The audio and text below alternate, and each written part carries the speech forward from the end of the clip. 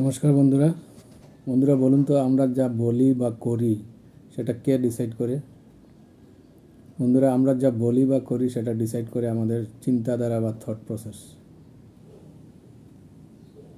আমরা রেগুলার বেসিসে যা চিন্তা করি সেটার থেকে আমাদের একটা অ্যাটিটিউড বা দৃষ্টিভঙ্গি তৈরি হয়।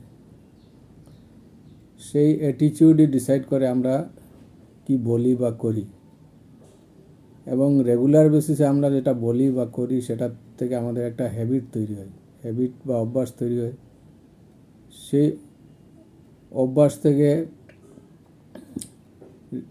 রেগুলার যেটা আমরা অভ্যাস করি বা রেগুলার যেটা আমাদের হ্যাবিট, সেটার থেকে আমাদের চরিত্র বা ক্যারেক্টার তৈরি হয়। সেই ক্যারেক্টার বা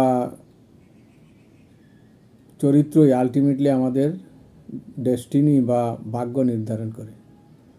সুতরাং আমাদের ভাগ্য যদি আমরা বদলাতে চাই, তাহলে আমাদের থট প্রসেস বা চিন্তাধারাটাকে পরিবর্তন করতে হবে।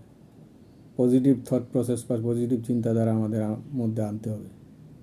আর সেটা কীভাবে সম্ভব? থ্রো পজিটিভ অ্যাসোসিয়েশন,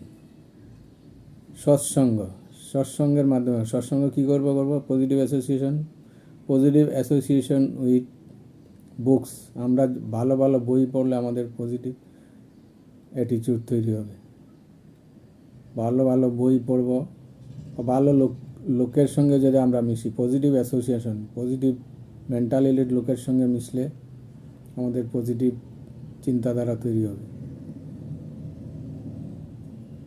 আরেকটা রাস্তা হলো আমরা পজিটিভ অডিও বা ভিডিও যদি শুনি বা দেখি, সেটার থেকে আমাদের পজিটিভ চিন্তাধারা আসতে পারে। সুতরাং পজিটিভ অ্যাসোসিয়েশনের মাধ্যমে, association with people, positive people, association with positive books, and association with positive audio